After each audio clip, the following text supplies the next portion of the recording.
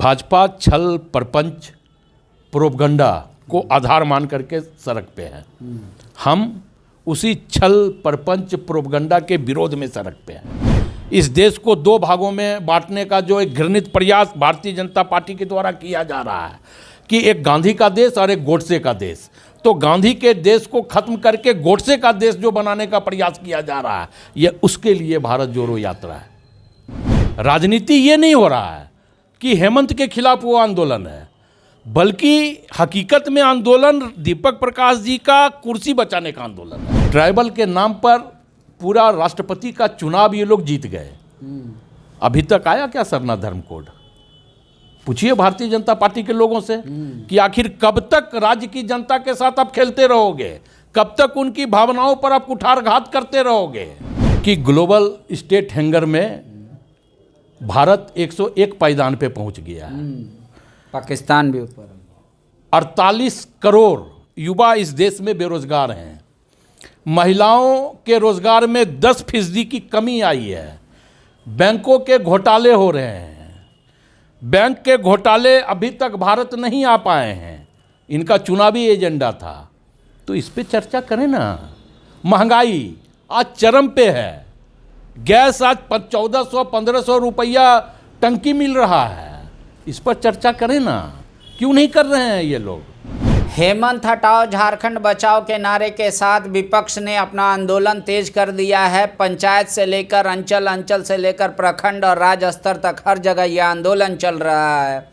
कांग्रेस सत्ता में रह के अभी भारत जोड़ो यात्रा पर है। दोनों ही यात्रा कर रही है जहां जहां विपक्ष है। क्या विपक्ष के हिस्से सिर्फ यात्रा आया है, गद्दी किसी और के लिए आया है? यात्रा का क्या मायने हैं, हम आए हैं समझने। हमारे साथ कांग्रेस के प्रवक्ता राकेश सिन्हा जी हैं। बीजेपी कह रही है हेमंत हटाओ झारखंड बचाओ। बीजेपी नारा कुछ भी दे, लेकिन हकीकत यह है कि बीजेपी अपने इस राज्य में अस्तित्व की लड़ाई लड़ रही है। और दीपक प्रकाश जी इस आंदोलन के जरिए हेमंत को नहीं हटा पाएंगे, लेकिन अपनी कुर्सी बचाने की जुगत में। तो खुद भारतीय जनता पार्टी आंदोलन करके राजनीति कर रही है। राजनीति ये नहीं हो रहा है कि हेमंत के खिलाफ वो आंदोलन है, बल्कि हकीकत में आंदोलन दीपक प्रकाश जी का कुर्सी बचाने का आंदोलन है। क्योंकि जिस प्रकार केंद्रीय नेतृत्व दीपक प्रकाश जी से खफा है, केंद्रीय नेतृत्व यह समझ रहा है कि झारखंड में भारतीय जनता पार्टी का कोई जनाधार नहीं है। तो इसलिए अब जो आप लोगों के माध्यम से सूचना आई है कि बाबूलाल जी को अध्यक्ष बनाना चाह रहे हैं भाजपा के केंद्रीय नेतृत्व, तो मतलब दीपक प्रकाश जी का नेतृत्व कमजोर है और वो सड़कों पे उतर के अपने नेतृत्व का दबदबा कायम करना चाहते हैं। और भारतीय जनता पार्टी जो अस्तित्व इस राज्य में ख़त्म कर चुकी है, अपना खो चुकी है, उस पर एक पर्दा डालने का ये काम है, सड़कों पे उतर के आंदोलन करना। वो तो कह रहे हैं कि राज्य में भ्रष्टाचार है, अपराध है, लोगों को बिजली नहीं मिल पा रहा है, कोई विकास का कार्य नहीं हुआ, तो ऐसे सरकार रह के क्या फ़ायदा होगा? ये बात तो हम लोग भी कह रहे हैं कि ग्लोबल स्टेट हैंगर में भारत 101 पायदान पे पहुंच गया है। पाकिस्तान भी ऊपर। 48 करोड़ युवा इस देश में बेरोजगार हैं। महिलाओं के रोजगार में 10% की कमी आई है। बैंकों के घोटाले हो रहे हैं। बैंक के घोटाले अभी तक भारत नहीं आ पाए हैं। इनका चुनावी एजेंडा था, तो इस पे चर्चा करें ना। महंगाई आज चरम पे है। गैस आज 1400-1500 रुपया टंकी मिल रहा है। इस पर चर्चा करें ना, क्यों नहीं कर रहे हैं ये लोग चर्चा? अच्छा, समस्या तो दोनों एक जैसा है, लेकिन व्याख्या अलग अलग है, केंद्र का लेके और राज्य का लेके।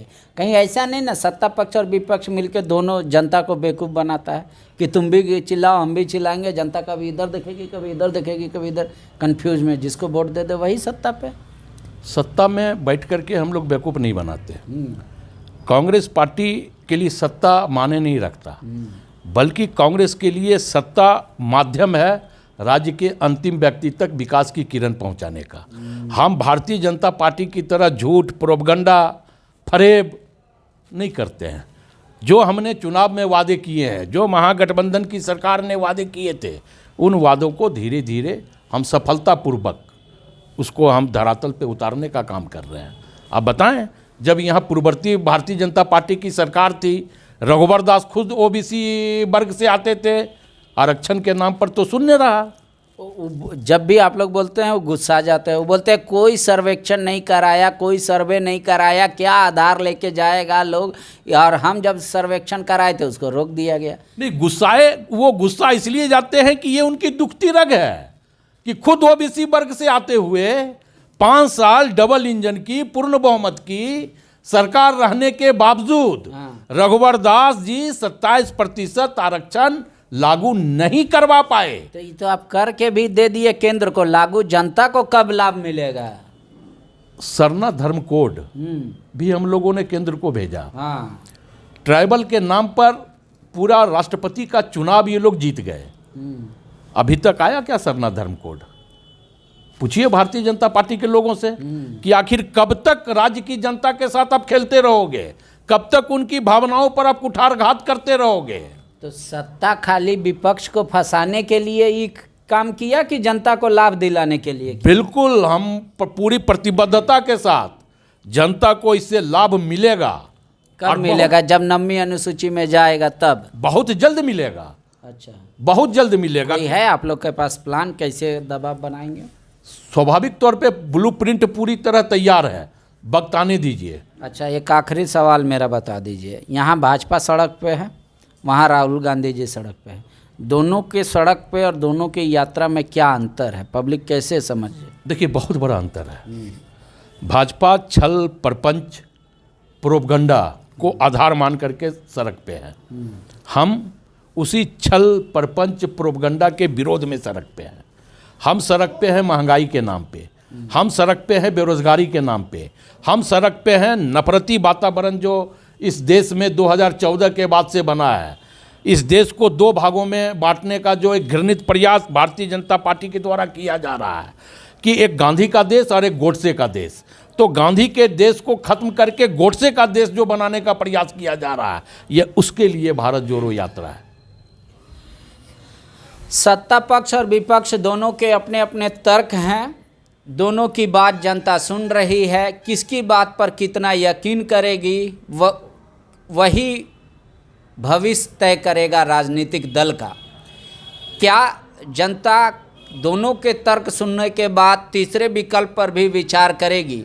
ये भी जब महत्वपूर्ण हो जाता है, जब जनता को लगेगा कि इसने भी ठगा, उसने भी ठगा, तो क्या कोई तीसरा विकल्प होगा या इसी में से कुछ अच्छों की चुनाव करेगी जनता?